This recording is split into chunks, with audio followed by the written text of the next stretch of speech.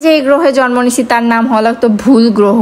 আমি আসলে পৃথিবীতে কি করি আমি নিজেও জানি না, মানে পৃথিবীতে আমার কি কাজ আমি নিজেও জানি না।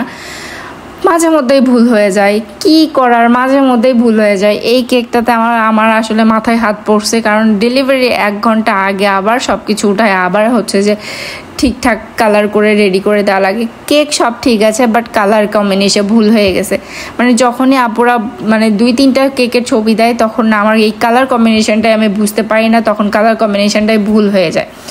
তো আপু 2টা ছবি দিছে, 2টা ছবির কালারই মানে ওই রকম না যে একদম এক্স্যাক্ট ওই রকম কালার করতে হবে, অন্যটার ডিজাইন করতে হবে, এরকম না। মানে কালার কম্বিনেশনও কিছু না কিছু একটু ল্যাকিংস থাকে, মানে আপুদেরও বলার মধ্যে একটু ল্যাকিংস থাকে, যার কারণে আমিও বুঝতে পারি না।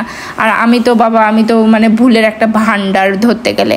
আসলে সত্যি কথা বলতে আমার প্রচুর ভুল হয়, সেটা আমি যদি সামনে দেখতেছি একটা, আমি পড়ি আরেকটা। মানে কেমন জানি একটা সামনে দেখতেছি আমি একটা লেখা দেখতেইছি, তবুও পড়তেছি মনে মনে অন্যটা, মানে অন্যই গ্রহে বসবাস করি সবসময় আমার মাথা।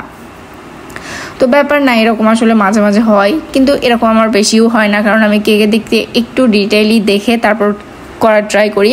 বাট যখনই আসে যে 2-3টা কেকের ডিজাইন একবারে এনে দেয় যে এটা থেকে এটা, ওটা থেকে ওটা হবে, তখন আমার মাথা আসলে একটু গুলে যায়, তখন আসলে বুঝতে পারি না যে কেমনে কি হবে।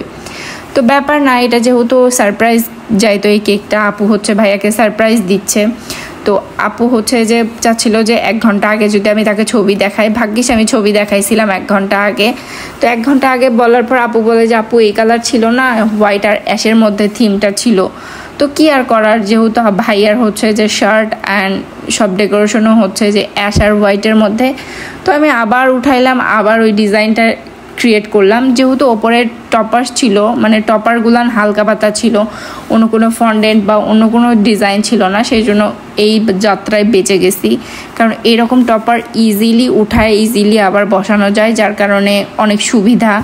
ফন্ডেন্ট টপার হইলে তো মানে ওখানে গলা দড়ি দেওয়া লাগতো, এমন একটা অবস্থা হয়ে যাইতো।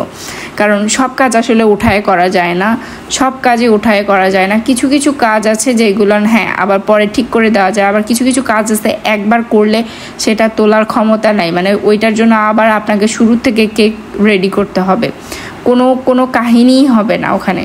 তো এখানে আপু বলছিল যেহেতু ash colour theme, ash colour বলগুলা দিতে, আমার কাছে যেহেতু অ্যাশ কালার ছিল তো আমি অ্যাশ কালারই দিয়ে দিছি।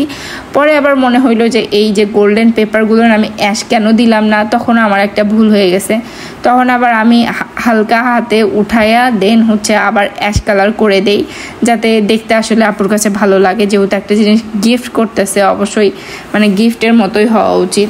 এখানে আমি ব্ল্যাক কালার একটা গাড়ি দিয়ে দেই আর পেছনে ডলার দিয়ে দেই, আর এখানে আমি অফ ক্যামেরায় এই পেপারগুলো উঠাই আবার হচ্ছে যে অ্যাশ কালারের পেপার দেই। এখানে হ্যাপি বার্থডে আমার অ্যাশ কালার থাকলে আমি ওটাও অ্যাশ কালার দিয়ে দিতাম, যেহেতু ছিল না ওইটা আমি গোল্ডেনই রাখছি, ব্যাপার না। ওই 1-2টা তো গোল্ডেন হয়, সমস্যা নাই। এই যে এখন দেখতে পারবেন যে সব কিছু আমি চুটকিতে উঠাইয়া চুটকিতে আবার অ্যাশ করে দিছি, কিন্তু এটার পেছনে আসলে অনেক বেশি খাটনি গেছে, কারণ ক্যামেরার বাহিরে যে পরিশ্রমগুলো যায় ক্যামেরার সামনে আসলে সেই একটুকু দেখানো সম্ভব হয় না। আপনারা মনে করেন যে একটা কেক মনে হয় আজকে অর্ডার দিলাম, এখনই অর্ডার দিলাম, কিছুক্ষণের মধ্যেই পেয়ে যাব, কিন্তু আসলে কিন্তু এরকম না। অনেক ধরনের অনেক কিছু অ্যারেঞ্জ করতে হয়, পরিশ্রম করে সেগুলো বসাইতে হয়। তো এখানে আমার লাকিলি সেই দিন অ্যাশ কালার মানে সুগার বলও ছিল, যার কারণে আমি অ্যাশ কালার সুগার বলটুকু ইউজ করতে পারলাম। এই তো কেকটা অলমোস্ট শেষ। কেমন হয়েছে অবশ্যই কমেন্ট বক্সে সবাই বলে যাবেন। আমার এই ছেলেদের জন্য এই ধরনের কেক অনেক বেশি ভালো লাগে, আর করতেও ভালো লাগে, দেখতেও ভালো লাগে। ছেলেদের জন্য যারা আসলে ডিজাইন পান না, এরকম নিতে পারে।